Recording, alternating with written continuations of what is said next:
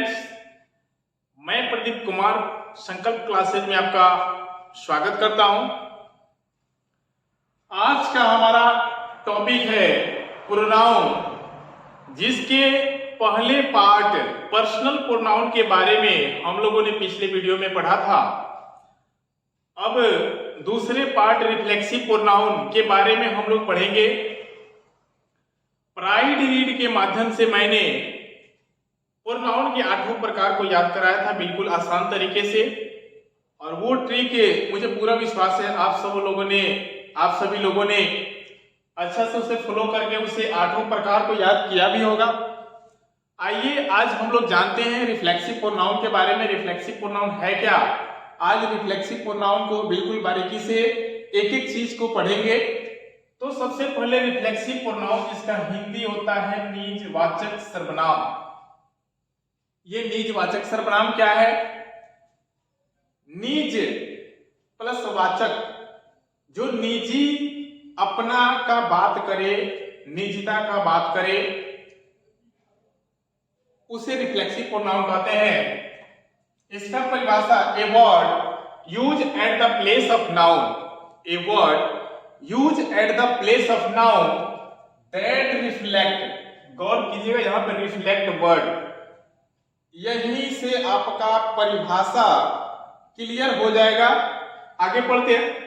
The work of the subject to the subject is called reflexive pronoun. अर्थात reflexive pronoun वह होता है जो किसी वाक्य में किसी कार्य को सेंटेंस पे प्रभाव डालने का काम करता है, उसे रिफ्लेक्सिव प्रोनाउन कहते हैं। रिफ्लेक्सिव प्रोनाउन वह वर्ड है जो किसी सेंटेंस में उस कार्य को, यानी सेंटेंस में हो रहे कार्य को सब्जेक्ट के ऊपर प्रभाव डालने का काम करता है, निजता का भाव दर्शाता है कि निजी वो अपना आप में, खुद में, स्वयं में अपने कार्य को कर रहा है, तो वो हमारा रिफ्लेक्सिव प्रोनाउन है। अर्थात कार्य का प्रभाव सब्जेक्ट पे अगर कोई वर्ड प्रभाव डालने का काम करता है तो वो हमारा रिफ्लेक्सिव प्रोनाउन है। जैसे myself, yourself, himself, her self, etc। इसके बाद और कुछ भी है।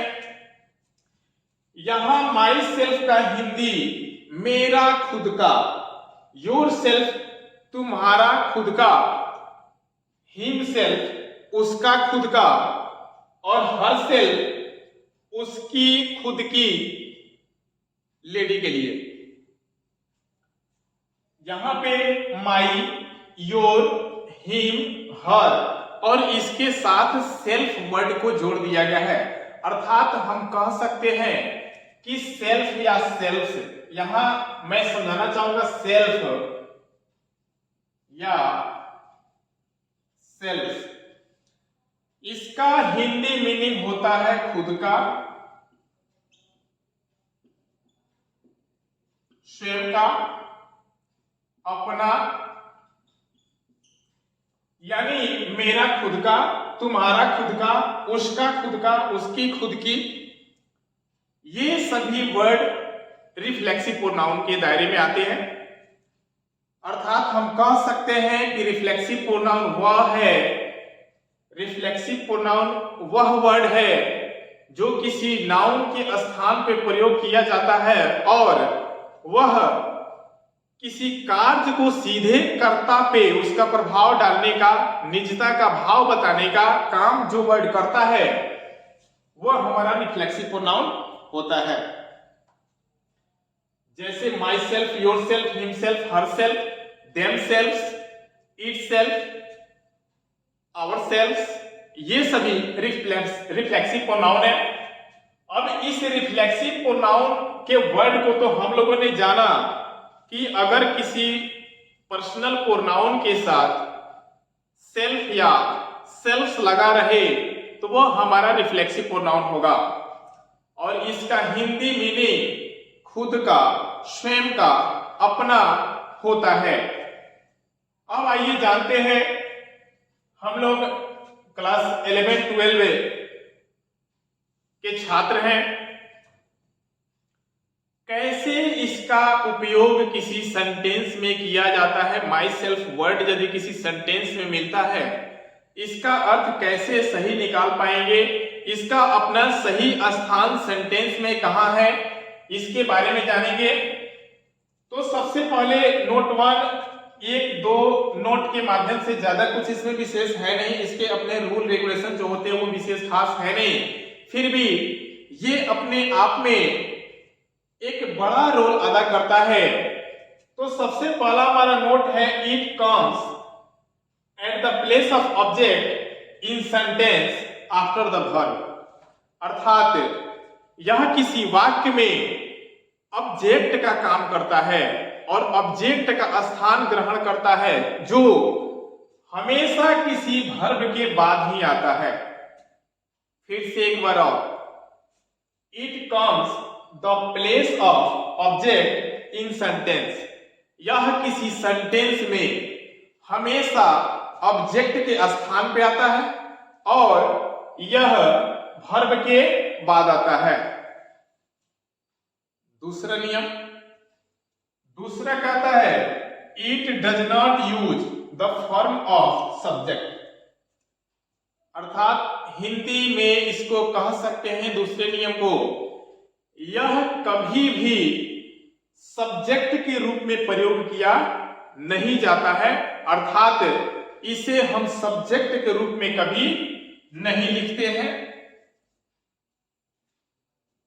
आइए जानते हैं सेंटेंस के माध्यम से। यहां पे दो सेंटेंस मैंने लिया है पहले नियम के अकॉर्डिंग, और दो सेंटेंस को दूसरे नियम के अकॉर्डिंग लिया है। पहला, he is teaching myself. गौर करना है, he is teaching myself. यह हमारा सेंटेंस सही है या गलत है, इसका पहचान हम लोग कैसे करेंगे? वह खुद अपने आप में पढ़ा रहा है, तो यहां पे हमारा सब्जेक्ट ही है, तो ही के अकॉर्डिंग यहां पे हिमसेल्फ होना चाहिए। ही के अकॉर्डिंग यहां हमारा हिमसेल्फ होना चाहिए, क्योंकि ही का अगर पोसेसिव एडजेक्टिव करें तो हिज, पोसेसिव प्रोनाउन करें तो हिज, और ऑब्जेक्टिव केस में जाए तो हिम होता है, और हिम से ही हिमसेल्फ बनता है। तो हमारा ये सेंटेंस गलत है। दूसरा, ही इज टीचिंग हिमसेल्फ, ये सेंटेंस बिल्कुल सही है। अकॉर्डिंग द सब्जेक्ट, सब्जेक्ट के अनुसार ये ऑब्जेक्ट यहाँ पे काम कर रहा है। इसे कह सकते हैं कि वह खुद में अपने आप में पढ़ा रहा है, यानी ही इज टीचिंग हिमसेल्फ, वह खुद अपने आप में पढ़ा रहा है, यानी पढ़ाने का जो काम है वह खुद ही कर रहा है और उसका प्रभाव उसके खुद के ऊपर पड़ रहा है। तो यहाँ पे हिमसेल्फ जो वर्ड है ये हमारा रिफ्लेक्सिव प्रोनाउन हुआ। पहला नियम हमारा क्लियर हुआ। अब दूसरे नियम को देखेंगे, कहता है कि it does not use the form of subject, यह कभी सब्जेक्ट के फॉर्म में, सब्जेक्ट के रूप में प्रयोग किया नहीं जाता है। तो आइए देखते हैं।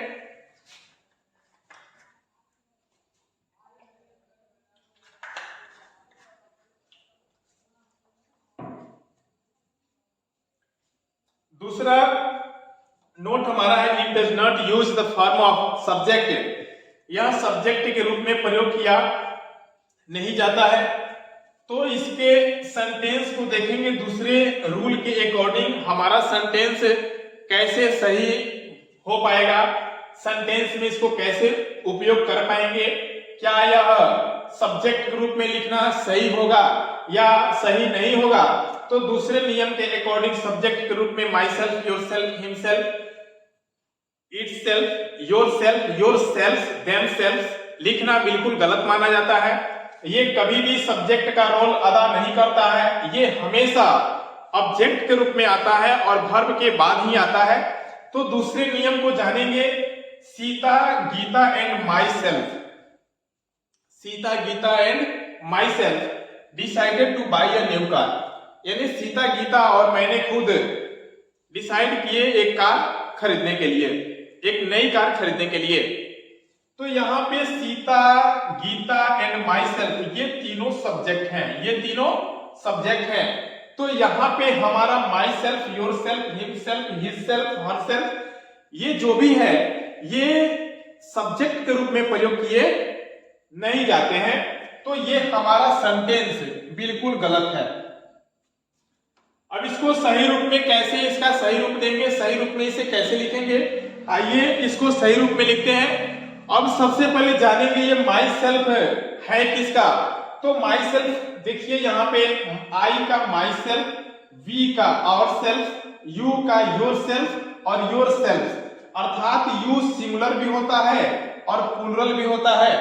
तो सिंगुलर के लिए योर सेल्फ और प्लूरल के लिए योर सेल्फ। उसके बाद ही का हिम सेल्फ, सी का हर सेल्फ, इट का इट सेल्फ और दे प्लूरल है तो देम सेल्फ। यहाँ पे मैंने शुरू में ही बताया था कि सेल्फ प्लूरल के लिए आते हैं और सेल्फ सिंगुलर के लिए आते हैं। तो अब यहाँ पे माई सेल्फ किससे बना है, तो ये आई का माई और माई से माई सेल्फ मेरा खुद का। तो यहाँ पे सीता गीता सही है और माई सेल्फ जो गलत है, उसके बदले में मैंने आई लिखा, decided to buy a new car. अब जाके हमारा ये जो सेंटेंस है, अर्थात सीता गीता और मैंने ये डिसाइड किया कि एक नई कार खरीदे। अब यहाँ पे आई माई सेल्फ का आई बदल दिया तो जाके हमारा ये सेंटेंस सही हुआ। अर्थात दूसरे नियम के according my self, yourself, him self, his self, herself, them self, it self का प्रयोग सब्जेक्ट के रूप में कभी नहीं करते हैं। अब इसको कैसे बनाएंगे, तो हमने पर्सनल प्रोनाउन में पढ़ाया था आई, माई, माइन, मी, अर्थात यहाँ पे माई से माई सेल्फ, आवर से आवर सेल्फ, ये वी का आवर, वी का आवर, अर्थात वी हमारा प्लूरल है तो प्लूरल हमारा सेल्फ लिया। यहाँ यू सिंगुलर है तो योर सेल्फ होगा, अगर यू प्लूरल है तो योर सेल्फ होगा। ही हमारा सिंगुलर है तो हिम सेल्फ, सी हमारा सिंगुलर है तो हर सेल्फ, इट हमारा सिंगुलर है तो इट सेल्फ, दे हमारा प्लूरल है तो देम सेल्फ। साथियों ज्यादा खास कुछ इस टॉपिक में है नहीं। रिफ्लेक्सिव प्रोनाउन फिर से बता दूं, रिफ्लेक्सिव प्रोनाउन वह होता है जिससे किसी सेंटेंस के कार्य का प्रभाव खुद करने वाला सब्जेक्ट होता है और उसका प्रभाव भी सब्जेक्ट पे ही पड़ता है, उसे रिफ्लेक्सिव प्रोनाउन कहते हैं। जैसे मैं अभी पढ़ा रहा हूं और खुद ही इसका प्रभाव मेरे ऊपर पड़े तो जो वर्ड इस प्रभाव के लिए प्रयोग किया जाएगा अपने आप में, खुद में, स्वयं में, तो ये सभी वर्ड हमारे रिफ्लेक्सिव प्रोनाउन के हुए। जैसे मैंने शुरू में बताया था my self, yourself, him self, his self, it self, your self, them self, ये सभी वर्ड जो भी है वे सभी रिफ्लेक्सिव प्रोनाउन है। एक शब्द में मैं बता देना चाहता हूं कि अगर कोई योर सेल्फ, देम सेल्फ यानी सेल्फ या सेल्फ वाला वर्ड अगर किसी सेंटेंस में ऑब्जेक्ट के रूप में काम कर रहा हो तो वहां पे वो रिफ्लेक्सिव प्रोनाउन माना जाएगा। अब इसके बाद नेक्स्ट टॉपिक के बारे में हम लोग पढ़ेंगे। तब तक के लिए जय हिंद साथियों, फिर मिलते हैं अगले वीडियो में।